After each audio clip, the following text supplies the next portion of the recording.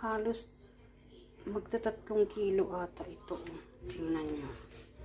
Oh. Malaki pa sa palad ko. Oh. Mas malaki pa sa palad ko. Ayan.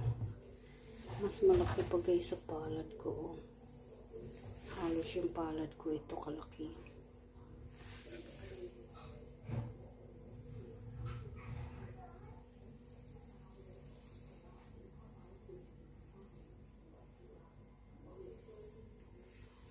Ayan ang lulutuin ko ngayon dito.